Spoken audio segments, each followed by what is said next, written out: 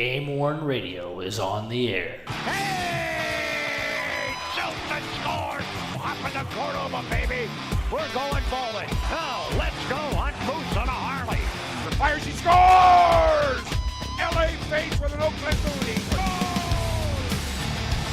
Make me a bicycle club. They score!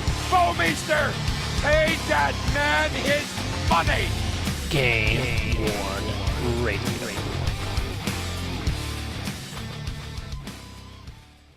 Hey everybody, thanks for tuning in. This is Derek with GameWorn Radio. We're a part of GameWorn.us. We've got a couple new callers and some old ones here. First up, we've got Pete Gianakas out of Chicago. Pete, how you doing? Good. How are you guys? Doing good. Tell us a little bit about yourself.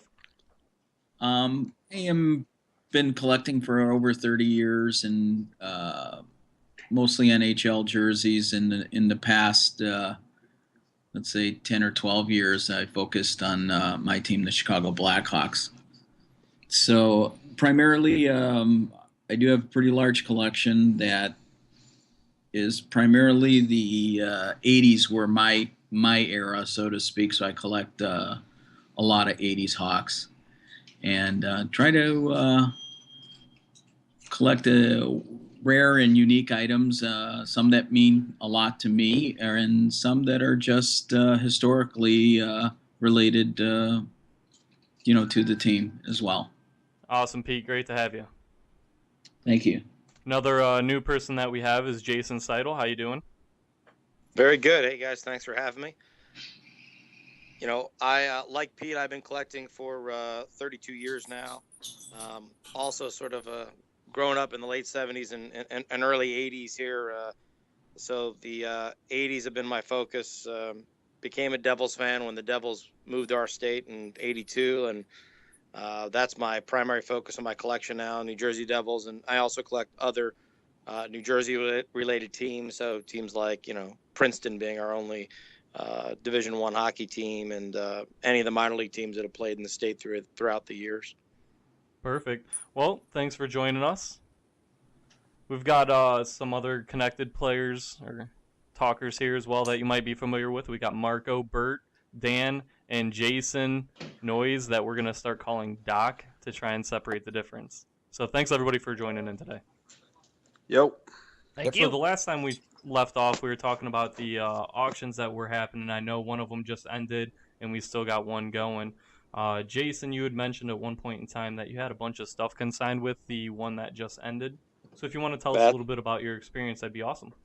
Sure. So I've been consigning to GameWorn.net for years now when I go to sell anything. And typically when I consign, my goal is to consign a couple things because, in any given auction, something can go for way over what it's worth in your mind or really shock you in how cheap it goes. It just sort of depends on, what else is in that auction at the time and what else has been recently sold. And, if two guys want something, then we've all seen the results. And I've unfortunately been on either end of that. So I consigned 19 items to this auction. And basically when I originally consigned them, I drove down and dropped them off at David's house. And I, at the time, he didn't have anything in the auction I wanted. So, I'm just clearing space to bring in more Devils jersey because quite honestly for me, I was like, geez, do I have to buy, some more storage for myself if I keep buying Devil shirts, which after 32 years, I, think I still will. So I figured, well, I'll just, have a nice kitty stashed away after this auction. And then luckily there was something in the auction I wanted. So I was able to essentially give them back all my money. So I swapped 19 for one. But, when I looked across the different shirts that moved for me, it was the same thing that I described before. I was surprised on the upside to many of them and surprised on the low side for some of them. But net as a group, I made a decent enough dollar on the whole lot. So I was pretty happy with the end result. Okay, you got to tell us the one shirt. Oh, What's the no. one shirt? Oh, sure. Yeah, no, I got the Scott Stevens, the 94-95. It's well known that the past big Stevens that went the 91-92, I did get that one as well. But this was, I had a captain shirt, which was in my collection already in 0203. I had the 91-92 red set one, and I wanted an away captains of the new style. And I've been waiting for a better shirt. There's been several that have sold in the past couple of years. I've just been patient. And I wanted either a 94-95 or a 92-93. And quite honestly, the 94-95 is a much, much harder shirt since it was, a strike shortened season. The Devils only used one set in the regular season, so one home, one away, and then the rest were playoff shirts. And, my buddy actually has the playoff shirt that was used through the Flyer series until Stevens actually hurt his shoulder, and then it was actually patched as a backup set for the 94-95. My guess is Stevens probably has the actual 94-95 that he wore in the finals. Sounds like a pretty good addition to your collection there. Yeah, no, listen, I'm pretty psyched, and it's funny, in all these years of collecting, I'm sure Pete would probably agree. It never spreads itself out nicely, right? It's always comes lumpy for me. So it's feast or famine. And, I went on, a big drought. I'm not really acquiring anything to, I'm picking up the Stevens soon. I bought a Brodeur off another collector, and I bought a Parisi with an A finally. So that's a lot to come all at once, but that's usually how it works, right? Now, Jason, you said before the show that you've got about 30 years in. Pete, you said you got about 30 years in. Pete, what do you you're new with our radio show here. What do you think about auctions as far as like the history goes and things that you've seen from the past to now? I kind of agree with Jason in many aspects that you never know what any item is going to bring at any given time.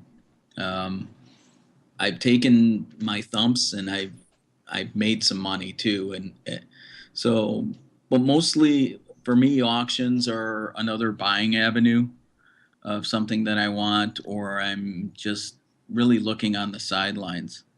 And looking in the sidelines, you get bored too. So, Jason, I could use that 91-2 Stevens in my new sub-criteria of collected 91-2 jerseys. So again, getting bored, you make up sub-criteria, but I'm still Blackhawks number one. And again, I did also reach out, and I ended up with a white Billy Smith from 82-3. Turns out to be the finals jersey that he was wearing on the ice for the fourth championship. I got lucky, chatting with a couple other collectors, and we were just kidding around until one of them emailed me a video link that actually showed him wearing a Sandow white jersey during the third period. That's the one where he switched from the jerseys were in the second period to that one in the third, right? Correct. Yeah, that's an very interesting jersey, man. It's a beauty. Yeah, I mean, I like Billy Smith because of his grit, and some people hate him because of it. But again, he's kind of guy that tells it like it is, and we're very, very similar personalities. Again, I mean, with the auctions, they could be a good avenue for some people, bad. It all depends on what your collecting criteria is. Budget is always another serious component of entering into an auction.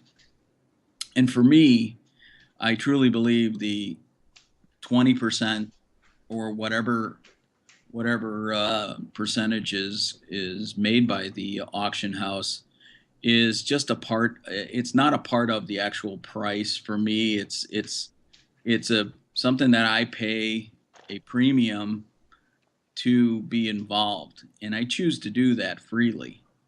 So some people may look at it as included in their budget. It all depends on what you're going after. Now, Jason, you had mentioned that you had some insight as to what those costs go to. Would you like to share some of that? Well, I mean, there are auction houses. I've dealt with all of them. I believe, Heritage puts out paperback catalogs. They do national tours. They are at every single city in the nation, at every large card show, looking for consignments and things like that. That all costs money. They also have a 17-floor building in downtown Dallas that costs money as well. While others are may have industrial offices, which are fine, and also, keep their costs down. But they also put paper catalogs, which I think are nice to collect, and also a good reference to certain items that you may be looking for years down the line. And then, of course, there are others that do not do anything except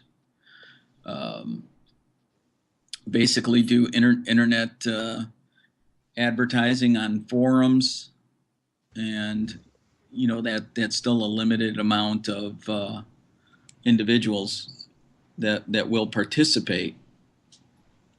And they need, everyone needs, if you're in business like that, then you need to get the word out, and you have to do it in the right fashion where you preserve integrity of the auction house. I appreciate the insight. Thank you very much. Sure. Bert, you had some things consigned that I remember from last time. How'd you do?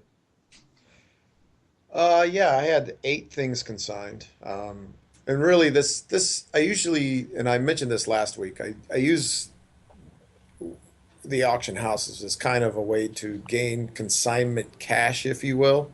As if I want to, and I think Pete and Jason will agree with me on this, if you want to pick up a vintage item, oftentimes you're not going to just find that freely about. And a lot of times auction houses are the way to get those items. That's where they turn up. Just because the collector that has those items is looking for top dollar, and you're not going to get that off a Facebook forum. So what I do is I consign things that may be exterior to my collection or on the perimeter, and then I try and pick up something vintage. So I had 8 things, mostly all modern jerseys. I haven't decided to part with many of my vintage things. I would say I did pretty well. I would probably say about what I would expect. Some a little bit lower, and then some actually quite a bit above. Twice what I paid on a couple items. So I was pretty happy with that, and I actually picked up. I'll be picking up a check more than anything, because I just got outbid on a couple of things that I was really looking at, and I did pick up the Coyotes Rick Tocchet, which I think was pretty undervalued. But yeah, I was watching mostly the Enforcers, and I don't know if Pete, did you pick up the Cam Russell Blackhawks? I did not. I thought that was a little overpriced for a playoff three-game wonder. Yeah, I was watching that one, but once it got over $1,000, I was like, all righty, I'm out of here. So,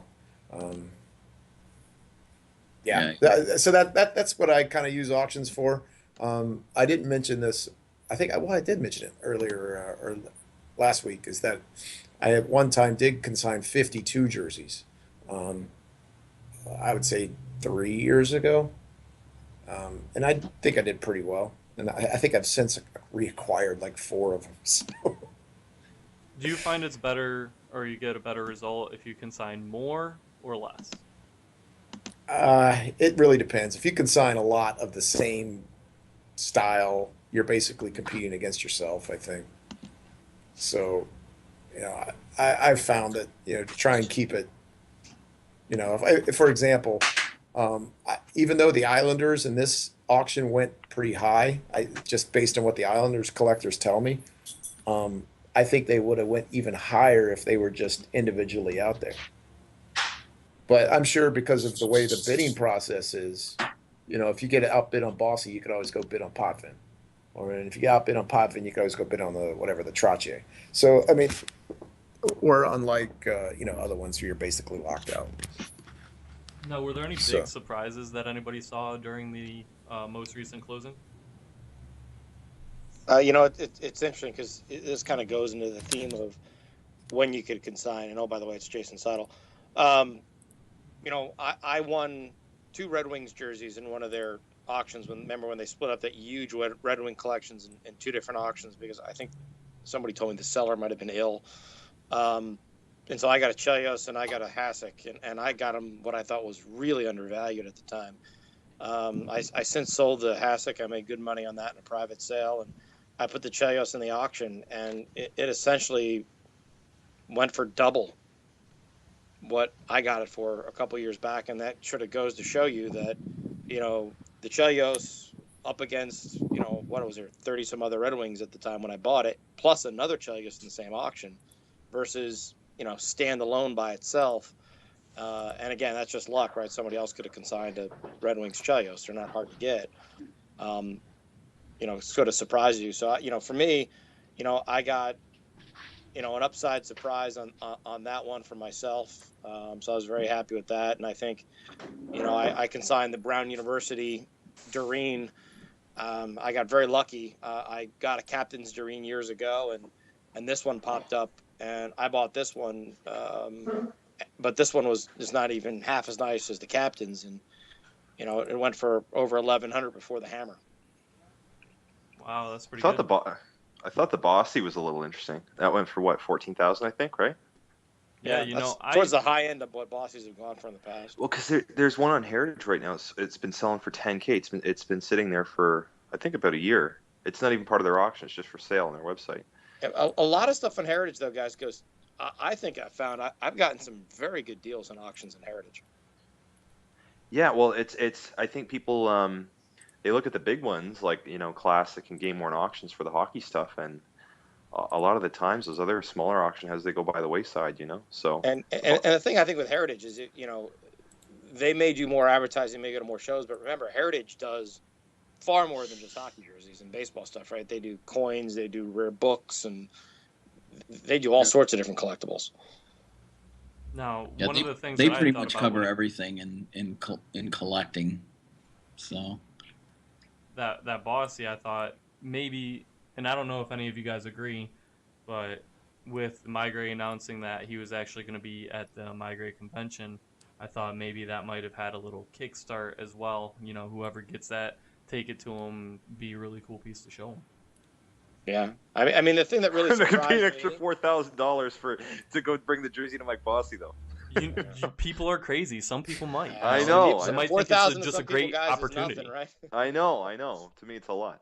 The thing that surprised me was the Rick Martin Sabres. I thought that went for an incredible amount of money.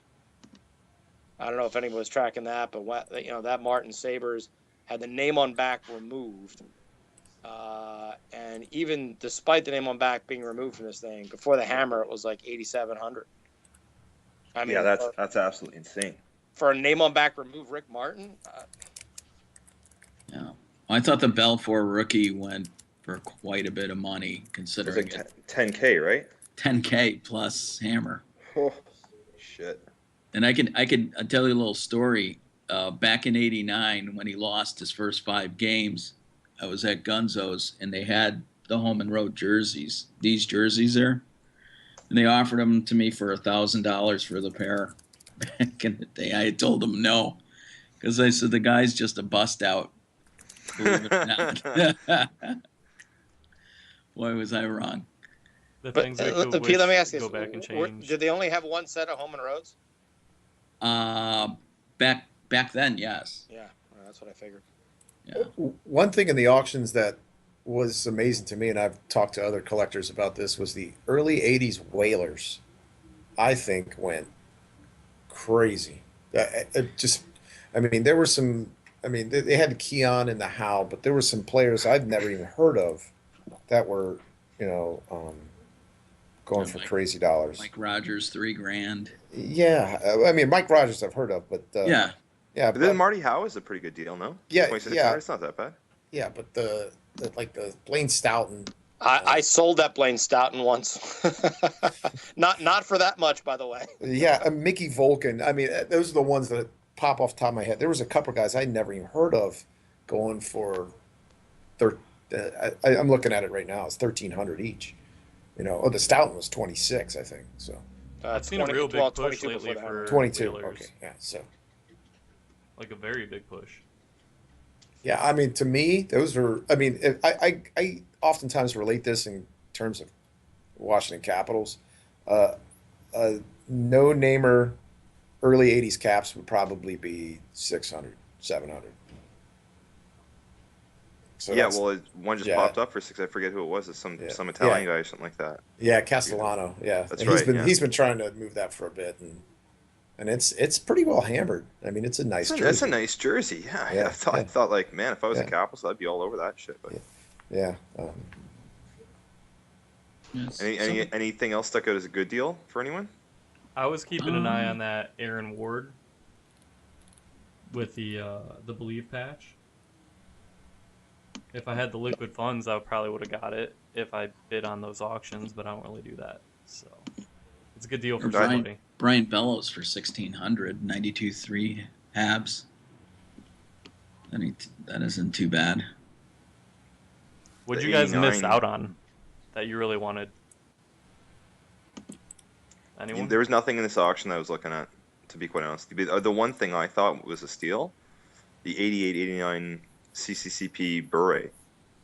That's a nice jersey. It was $2,200. It's not that bad. I wouldn't know how to authenticate it though, so I couldn't have any interest in it. Now we've got a question from a listener right now. The question comes from Matt McGonnell. He wants to know, what do you think of the non-disclosed autograph removals?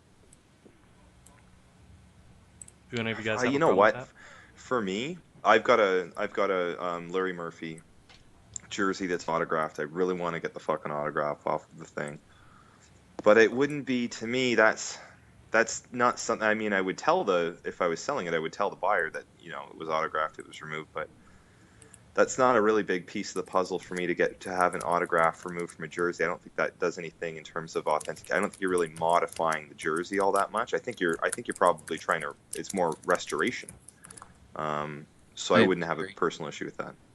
Yeah, I did a deal that required the autograph, and Matt did do the work for me on a Doug Wilson, an 84.5 Doug Wilson that had a huge autograph on it, and he worked very hard and he did get it out. I sent it to the collector, and before he even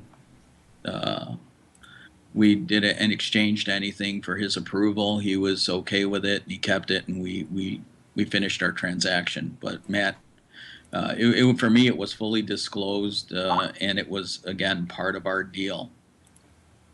So, you know, that's what the other collector wanted. If you can get rid of that autograph, I'm taking the sweater. Are we all on the same page that we don't like autographs on our jerseys? I fucking hate them personally, but maybe you guys have a different point. I try to keep mine to the fight strap. Yeah. I don't get mine autographed. I definitely don't want them autographed, but I'll take them if they have it already, especially if they're usually like in the mid 80s. A lot of the Hawk ones are autographed, and Doug Wilson autographs a ton of his jerseys. Now, the person who asked the question, Matt, he actually said that he removed the autograph from one of the jerseys in the auctions. The Marcel Kings jersey. Yeah, but that was noted, wasn't it? I can't remember looking at the listing myself. I have to find it. I'm not on the line, but I could have sworn in the description it was noted that he did remove it, or that someone did remove it. I don't know if they mentioned Matt's name. I'd have an issue with it. It's there. I'd have an issue with it if you couldn't see from the pictures that there was an autograph, but kind of holding it up close, you could kind of determine that there was something there. If it took away from the visual appeal of the jersey, and you could see some staining or what have you, then that would really piss me off. Other than that, I wouldn't care. I'm based on other auction houses, and I'm talking other auction houses, just not the two main ones we're talking here. I don't think they ever mention it, whether they've had an autograph or not. You know, so I think that's kind of goes to the norm. Now, yeah, I'd like to have disclosure. An autograph's been removed, known about, but I don't know if it's a deal breaker for me. But again, the auction house has to be alerted too. I mean, you know, if the person removing it does such a great job, they might not even know it was there. Yeah. Wow. Yeah. I guess one of the hard things I have with the descriptions of some of the auctions is the lengthiness of them. You know, and they start with, here's the history of the player and all this stuff, not talking about the actual jersey itself. Like, if I look at an auction, I want to see everything I want to know laid out in a way that makes sense and obvious to me about the jersey first. And that's the big beef I have, is I feel like I'm hunting for information on the jersey in the listing, because I'm sifting through all this information of stuff that I don't care about that doesn't pertain to the item, it pertains to the player. And if I'm bidding on it, I probably already know that, or I'll do the research on it. I want to know about the item. I just skip over it, guys. I go right to the description of the item. Yeah, It's last usually at the paragraph bottom only. of all of them. Yeah. I kind of know who Scott Stevens is, so you know. It's just them trying to sell people that are not really heavy into collecting, or maybe that player. It's just trying to sell, the Joe Blow guy that wants to hang something in their basement and educate themselves on something, on making a ridiculously expensive purchase. But I think for passionate collectors, they just get past all that stuff. If I'm going to be buying if I spend $3,000 in a jersey, geez, man, I hope I know a little bit about the player.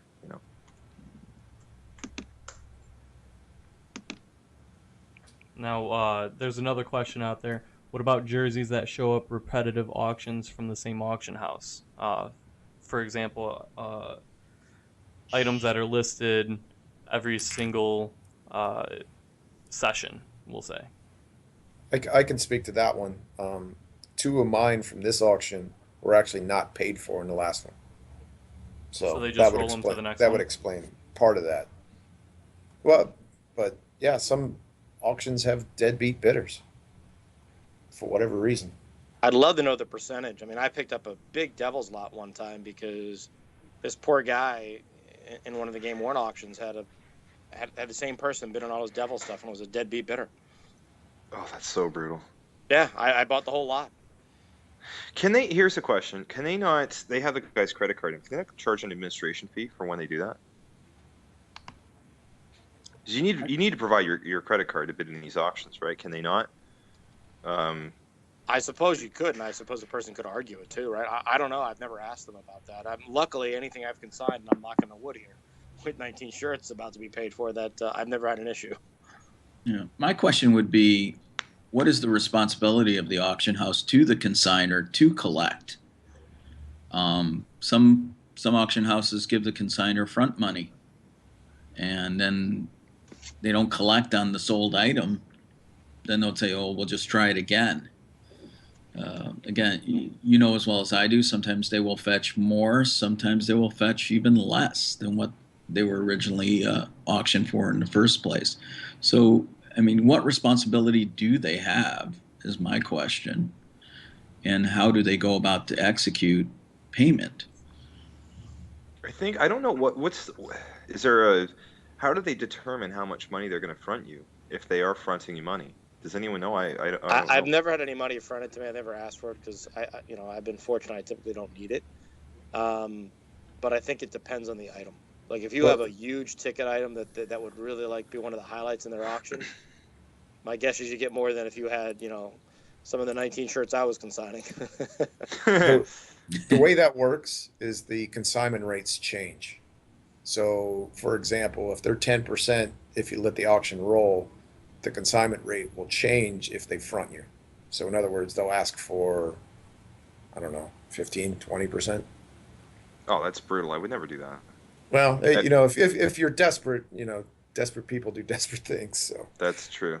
I mean, no, I don't think it's desperation. I think it's that some collectors are in the midst of a deal and they need some fast cash to finish some other deals. Yeah. I like Jason's mentioned, when it rains, it pours, or it's dry as heck, and there are some times where you're just cash strapped and you have a lot of great items offered all at once.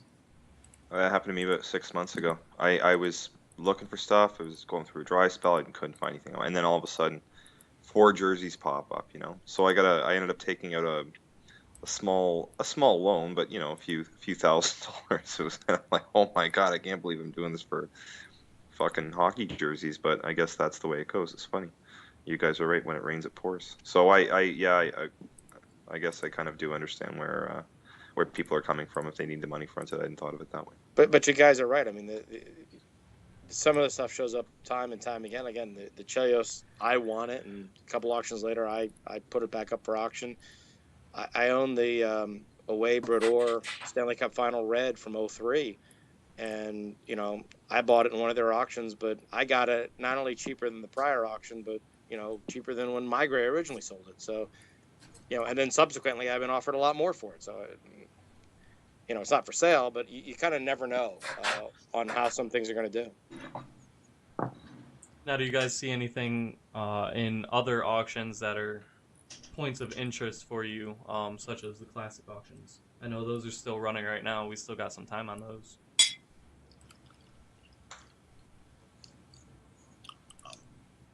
I know myself. I mentioned this before. The Summit Series puck is an amazing item. Would love the Summit Series puck. Also the Summit Series gloves and equipment bag.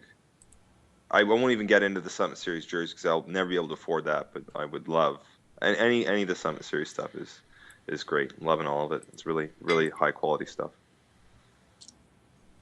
I can't really say I know too much about the Summit Series. I think it's a little bit before my time. My time too, Derek. I don't know why. Just love that.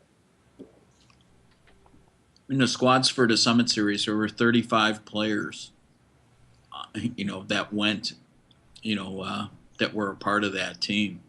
So there should be a lot of sweaters available, plus pre-tournament warm-ups and things like that.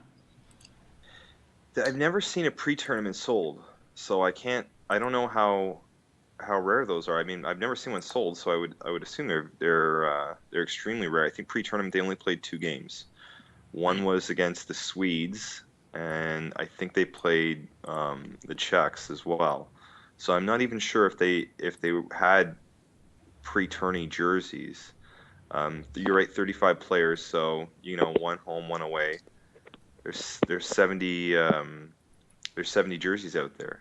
But they don't come up all that often, and when they do, they always go for big bucks. That's the stuff that really catches my attention when it comes up for auction. Well, for us U.S. guys, we got to remember that's the equivalent to the 80 gold medal for the guys up in Canada. So, no, for sure, and I mean, it goes. We've seen what the 80 Olympics have gone for when they come up. Crazy money. You guys, Yep. Is there any Miracle on Ice stuff in this one?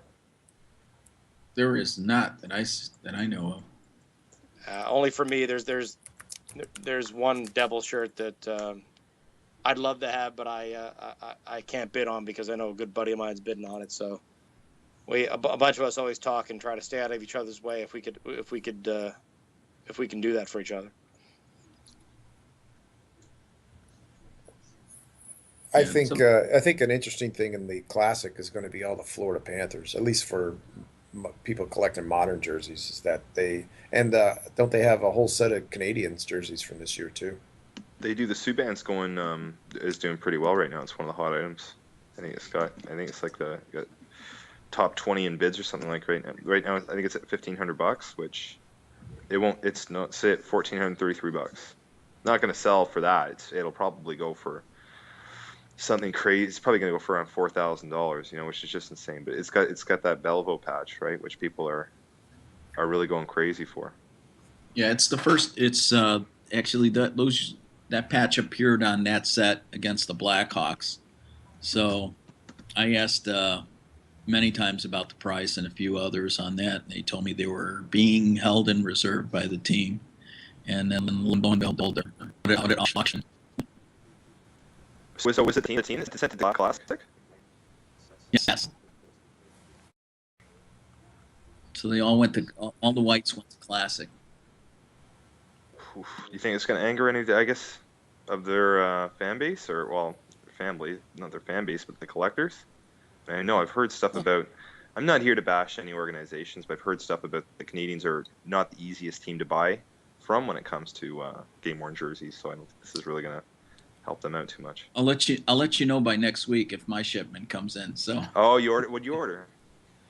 End up Oh God! I end up for a friend. I got a set one Prust, set one Price red, a playoff white Price for another friend of mine, two Plekanics and two Tokarskis for my son's patch goalie collection.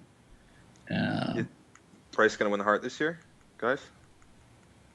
I mean, I can tell you the prices. I mean, they were on the prices. The first price was $37.50.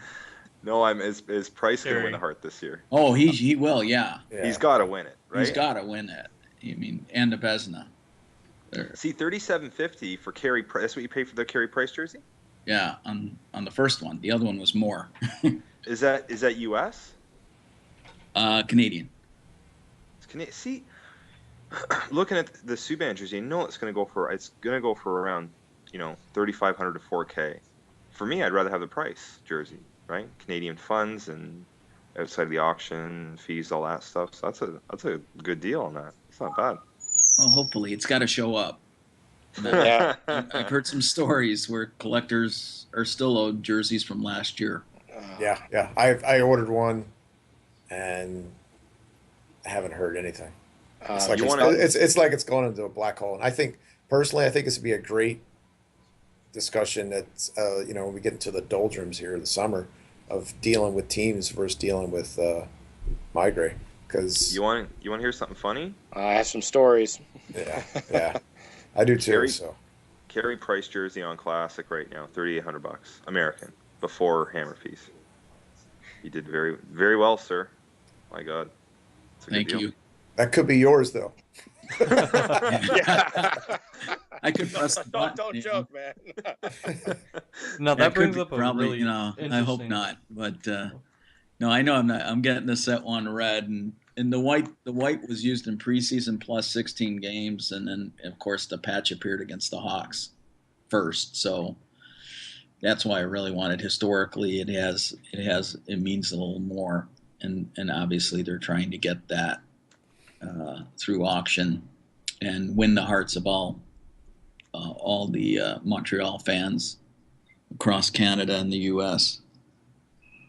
Now that brings up a really interesting question that was brought up as well about jerseys holding their values, specifically specialty jerseys. So obviously, if Carey Price gets the Hart, that jersey is probably going to hold its value pretty well. But if he doesn't, kind of questionable. I did notice there was a 13-14 lash off Red Wings Winter Classic jersey that hit under 600, which is well less than you originally purchased them for from the team or at the original auction. So that didn't look like it held its value very well. Do you see value changes going on because of the auctions for various specialty type jerseys? The multi-game use jerseys. Like Stadium Series. I mean, there's Stadium holy Series. cow. There's too many now. That's the problem. Exactly, and like I'm collecting for my son, patch goalies from 2007 and to date, and it's just like, which patch do you go for now? A Stadium Series, Stadium Series going on all over, North America. Yeah. I mean, there's only so many you can definitely go for, and they're wearing one in warm-ups, one in the first period, one in the second, one in the third. Yes. Right. For me, I'd almost rather just have a no patch jersey that I know was worn for more games. They keep coming out with this. It's like baseball cards and hockey cards back in the day, or what they're doing now, where they have, the one of 10s, the one of 1s, and all these the GameWorn cards, and they say there's a collector that runs a Maple Leafs collector website. His name is Mike Wilson, and he said this caused the death of hockey cards and baseball cards. Was just the fact they just churned out so much stuff, and people could never complete their collection. So it's the same thing. Unfortunately, looks like it's happening with game-worn jerseys. Blame the Maple Leaf guys. They're or the Toronto team themselves. I mean, they're the first team that I can remember that came out with those crazy number of sets, right? If you go back in the day when they had Anderchuk and Gilmore and some of those guys. I mean, they were, you look at some of those. Some of those were like 1 of 6, 2 of 6, and back then no one was wearing 6 sets of anything. No, well, I've got an Anderchuk from 94, 95, or sorry, 95, 96. That was the first year they started patching those jerseys. You're right. It was a set of 6. Everyone had a set of 6, except for Gilmore. Gilmore had a set of 12, if you can believe that. So Jesus. yeah, they were. that's 1995. So yeah. The big bad Maple Leafs, man. They're capitalists. Well, you talk about them pumping out jerseys like crazy, and then we've got the Red Wings this year that they didn't go very deep in the playoffs, so they're actually recycling most of the playoff jerseys that they had for this year and just making the regular season ones available, which ironically some of those are recycled from playoff sets last year. See, that's awesome. That's great for the collector. Nashville, how many sets Nashville runs a year? 2. Yep. 2 sets per year. To go back to the specialty topic a little bit, and at the Northern Virginia Expo that we have every year, and this always comes up because the Caps have been in a couple Winter Classics. They've had a couple recent patch auctions, the Locomotive, and they did it in-house for the 35th patch where they wore it one game and then in-house auctioned. The thing about the specialty, at least for those, you pay that price just because you never know what's going to turn up. I mean, I've seen one 35th turn up on the secondary market. I've seen one Winter Classic game worn from 2011. I've seen no 2015s turn up. I've seen no Locomotive patch jerseys show up. Yeah. So okay, really, but I mean, I think when you bring up a thing like Lashoff, it might have been the player as well. But doesn't this kill the thrill of the hunt for you when you're seeing so very few of these patch jerseys come up, and there's so many out? Like, isn't it a deterrent? It would be for me if I was a patch collector. I'd be like, Jesus, this is getting crazy. I've got to buy. You got to buy 5 or 6 different patch jerseys per year to keep up. It's ridiculous. Well, I think it does if you're fine just collecting patches. But if you're just a team collector, like you said, for the Capitals, I'm the same way with the Devils. I mean, I have a Niedermeyer Knight patch, but I don't have a Stevens or Danica one. Not a lot of them have hit the aftermarket. Like a couple of Commons did that were autographed, but you just don't see them. And that's why when the Niedermeyers came up, I targeted, 2 shirts, and one of them was a Sikora because he happened to actually play with Niedermeyer, and I think he tallied a goal that night as well. I ended up getting the Sikora, but I didn't mind being a little more aggressive on it because I didn't know if one was going to hit the aftermarket for years. Yeah, I mean, for the Caps, I mean, we all know who has what, and they just don't change hands. They basically, Yeah, Caps tenure. Yeah, I mean, they're tough. Yeah. I mean, those go ridiculous. Yeah, those are in the 5-6 grand for anybody, just about. Yeah. And the Caps aren't known for a large, collector base, but yeah, even the modern jerseys, the patch ones, they just don't turn up. You don't see them. They just had that Capitals meetup. That looked like a pretty good turnout. There was a lot of really good vintage stuff there. But you tell me the Capitals game worn collector fan base is a small one. Well, I mean, I'm talking about the Nova Expo that's usually in the March, February timeframe. Yeah, that's when I was talking about. It's usually about the same 20 people there. Yeah. Hold on one sec. All right, go ahead. Yeah, it's about the same 20 people or so every year at that expo. But everybody, for example, the 2015 Winter Classic, everybody there had one. There was a Backstrom, Niskanen. I had the Brower. I know the guy who had the Ovechkin. But if you look, there's no Winter Classics left. And then actually, if you looked at the NHL auction, that happened like 2 weeks later. Some went way over what Barry was offering, and others went well below. So you really don't want to, as a collector, we didn't want to wait on deal with the auction because you never know. So it's basically, here, Barry, take our money. Here's a blank check. We want this player, and we don't have to want to go through the auction process, because the locomotive auction, which was, I want to say 2011, was ridiculous. They went crazy. Was the locomotive one? Did the proceeds go to a charity? Allegedly.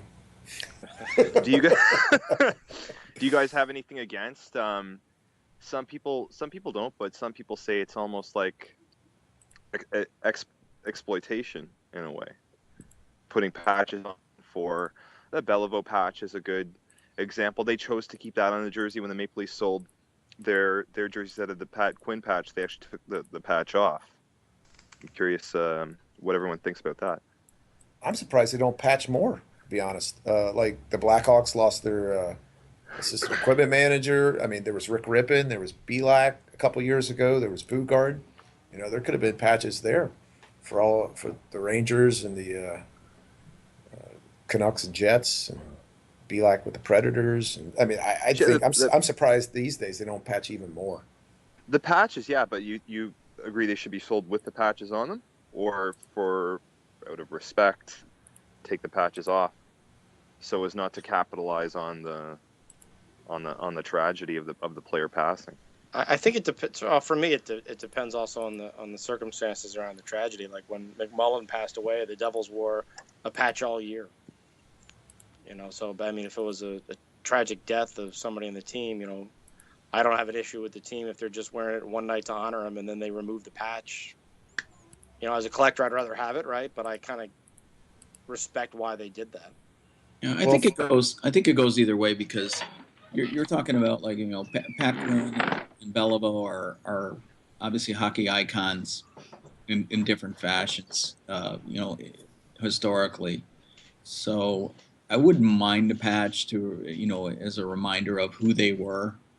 I can tell you right now, my son, he doesn't know who Beliveau or Pat Quinn is, and we nor did I ever see Beliveau play or Quinn play, in a sense, but we know who they are and what they mean to the game.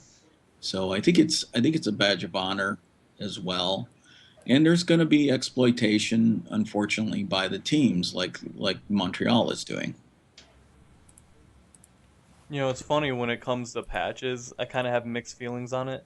If it's a jersey that's patched and then they retire that jersey, I'm all right with that. But if it's one of those instances where they put the patch on for a game, take the patch off, and then continue to use the jersey, I would prefer it not to be reaffixed.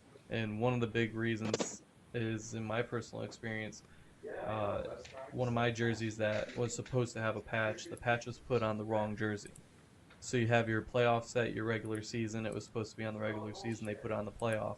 But of course, the jersey I'm referencing also, they got confused as to which is playoff and which is regular season, which is why they put the patch on the wrong jersey. But the hardest part is I've got photo matches clearly showing that the jersey is wrong.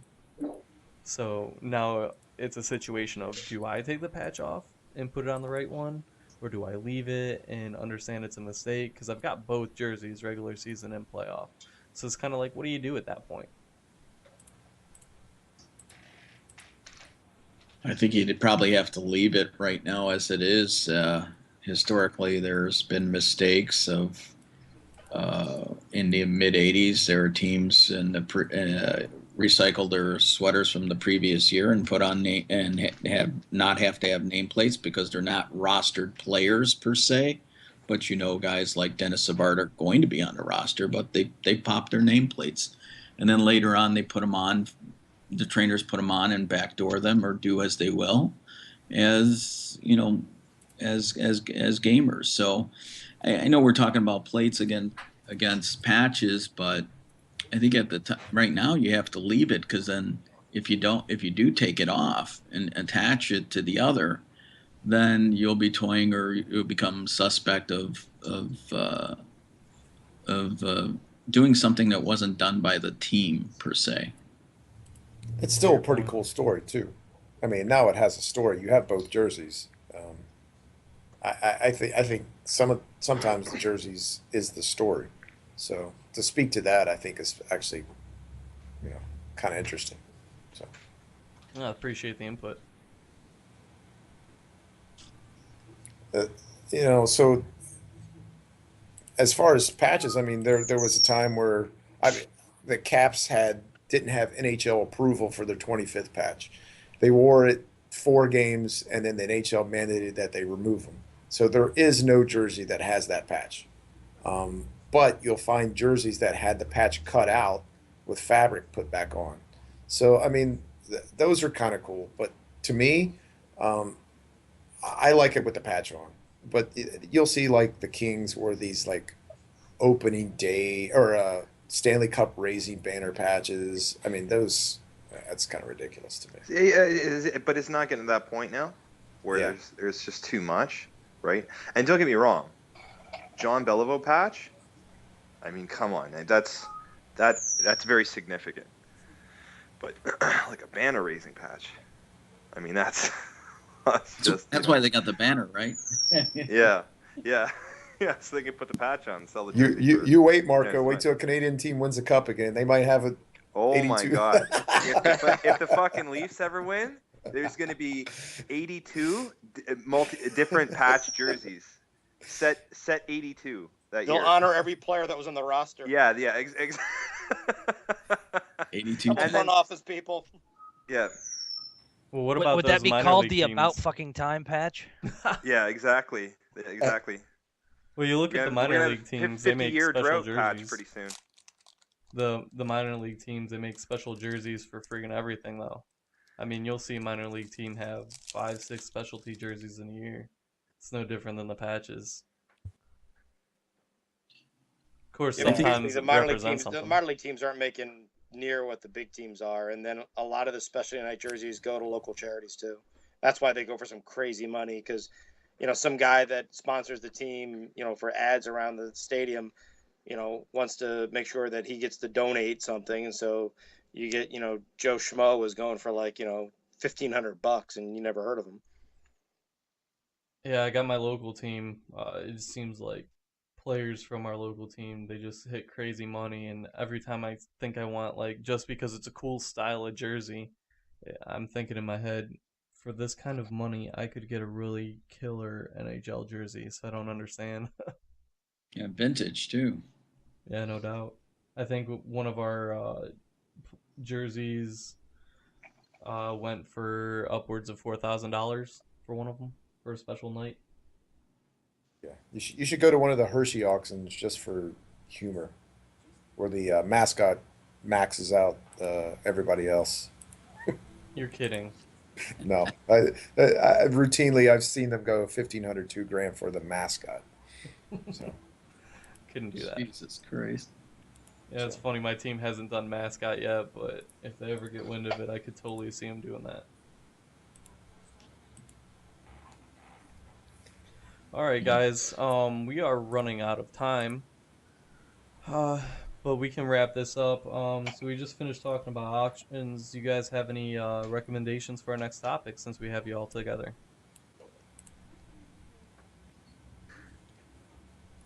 Sorry, Derek, say that one more time. Looking for topics for the next show. Is Classic wrapping up within next week or no? 2 weeks, I think. what about Stanley Cup? Yeah, guaranteed. Stanley Cup. Yeah, Stanley we'll Cup definitely jersey talk and Yeah. Yeah, we could that's a talk great about topic, the yeah. history of finals and different jerseys. I've got a few things to say about that. I like that. We'll put that on the docket. Yeah, mystery why the Blackhawks have not let them out. That's good. Yeah. Devils too.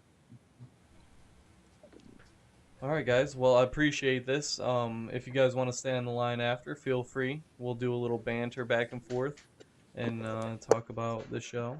As for everybody listening, thanks for listening. Thanks for submitting your questions.